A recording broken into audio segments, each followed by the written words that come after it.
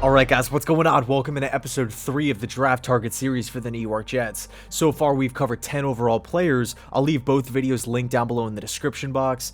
But man, in this one we got 5 more players that I'm really excited to talk about. 5 guys that I feel like would be awesome fits for the New York Jets. So let's not waste any time, let's jump right in.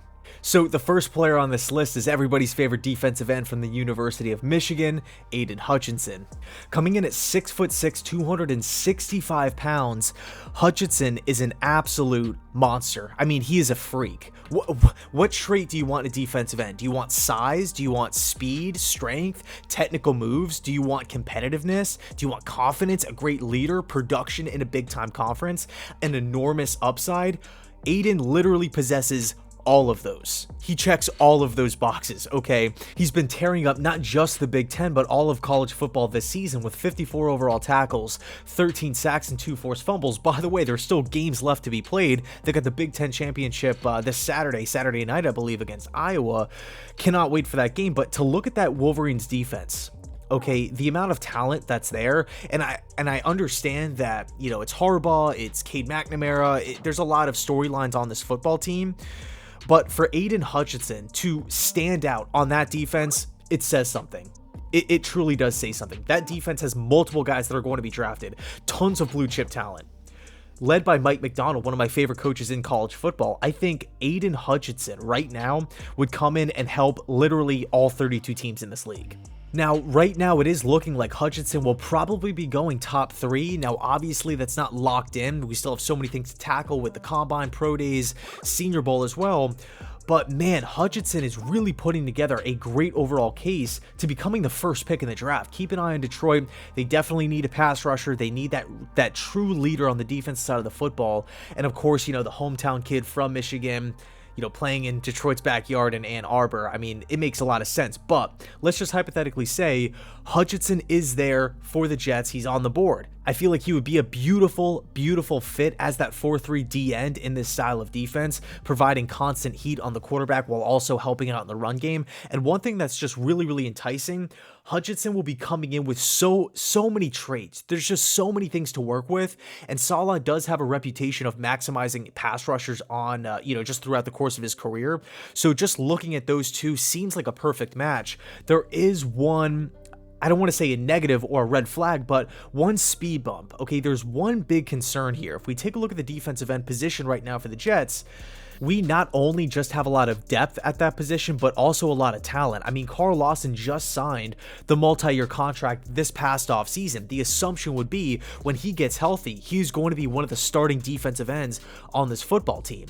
You look at John Franklin Myers, a guy who Joe Douglas just extended on a pretty big contract. It was a 4-year, $55 million. Okay, that is a lot of cash. Not to mention, we traded for Shaq Lawson this past offseason. He's under contract for next year. Same with Bryce Huff. So 4 capable players, a lot of depth, a lot of talent, a lot of money invested in this position right now. If it was me and I was the Jets and I'm sitting there and Aidan's on the board, I think honestly, even though we have so much depth, I'm taking Hutchinson and I'm not looking back. I'm figuring out what to do with the defensive end position after I select Aidan. I want as much talent on the field as possible for this Jets team, but that's just my take, and I would love to hear your thoughts down below in the comment section. Player number 2, safety from Penn State, one of my favorite players in college football, Jaquan Brisker. 6'1", 205, redshirt senior, by the way. Brisker's considered almost a veteran player in college football right now. I mean, he's not going to be coming into an NFL locker room as some, 22-year-old kid that's played in 10 games. No, not in the least. He has been consistent. He has been reliable for the Nittany Lions defense for the past 3 seasons. Not only that, but he gets better with every single passing year. I think that's a credit to not only just the Penn State coaching staff, but also Brisker's work ethic. To be the best safety that he can be, he has great overall range. He can really do a good job of flocking to the intended target, flocking to the ball carrier. The east-west speed is there, the horizontal speed, it's all there. It's on full display every single week. Okay, so this guy does a really good job in spaced, in deep parts of the field. I feel like he makes a lot of sense as far as the Jets defense is concerned as that middle safety in the cover 3. Just a true security blanket back there, a guy that you feel comfortable with, who also can come up and make open field tackles. Is he the best tackler in college football? No, but tackling ball carriers in open space is definitely a strong suit. Let's take a look at his stats. This season, he has 63 tackles, 6 tackles for loss, 5 passes defended against, and 2 interceptions. Just an incredible season, okay? And the one thing that I really, and we touched on this before, but the one thing that I really like about Brisker is that every single year his play elevated and elevated and elevated, okay? So, I mean, we take a look at the safety position right now for the Jets. It needs work. Marcus May, done for the year. LaMarcus Joyner, done for the year. Joyner's on a 1-year contract. Marcus May, as we all know, probably on his way out. He's probably played his last game for the New York Jets. So we definitely need some help there. We need some talent. A lot of really talented safeties in this class, and guys like Kyle Hamilton and Dax Hill, we've already talked about them, but Brisker makes a lot of sense. He really does. Player number 3, tackle/guard from Kentucky, Darian Kinnard. Coming in at 6'5", 345, Kinnard actually has experience playing all 4 years for the Wildcats on their offensive line. Now, he didn't become a full-time starter until his sophomore year, where he played every single game at right tackle. By the way, he was only penalized 1 time in over 700 snaps. Are you kidding me? But you take a look at that Stoops offense, right? That electric Stoops offense. They run a lot of zone blocking, okay? So Kinnard will be coming into this Jets locker room with experience leading the charge, moving well in space, getting to the second level to shelve off defenders.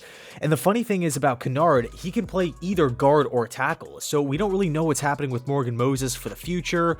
As we all know, he's only on that 1-year contract. George Fant, do the Jets view him as a backup swing tackle? He can play left or right. Kinnard would provide versatility. He would provide you with a system fit, and he's an absolute monster in the running game, which is what Mike LaFleur wants to base this entire system around. So I feel like it makes so much sense on a lot of different levels here. And by the way, he was actually on the Outland Trophy watch list going into the season. So super prestigious award there.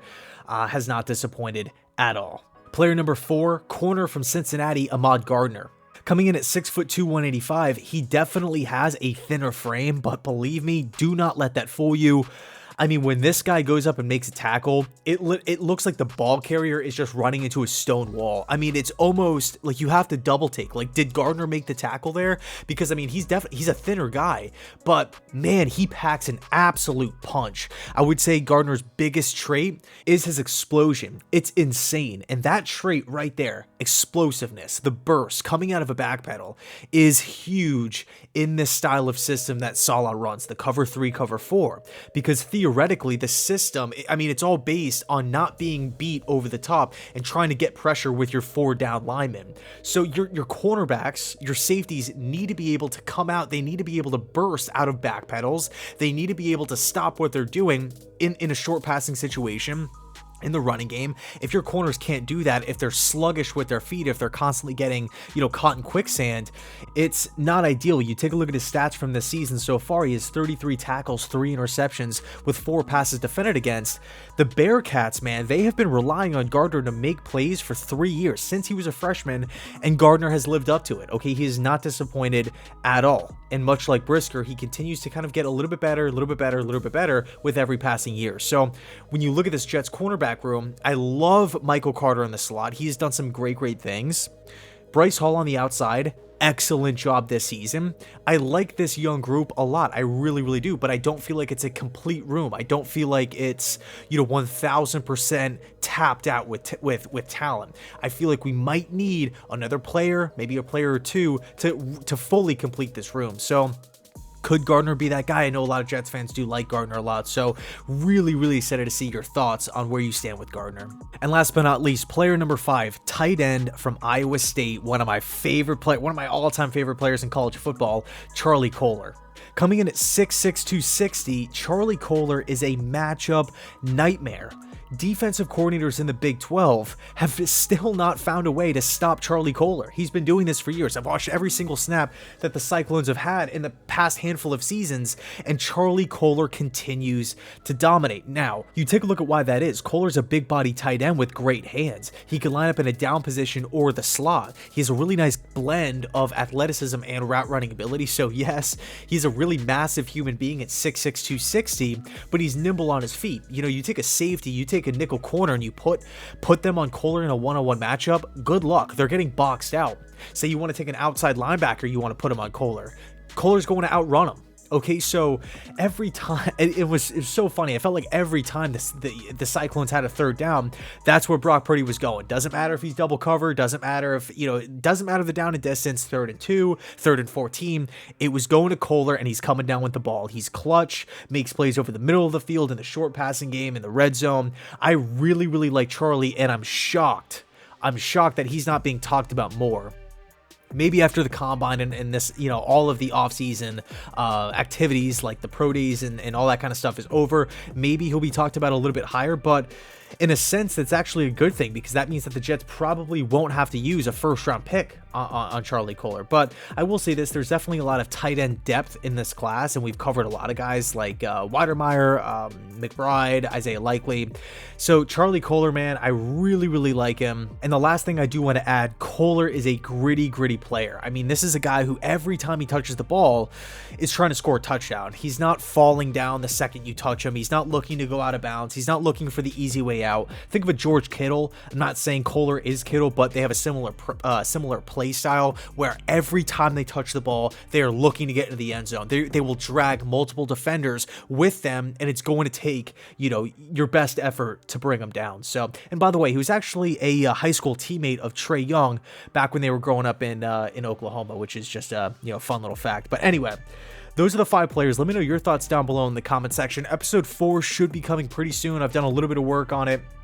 But yeah, championship weekend, of course, we have the bowl games throughout the month of December, and then January. I absolutely love college football. Anyway, thanks so much for watching. I really, really appreciate it. And as always, go Jets.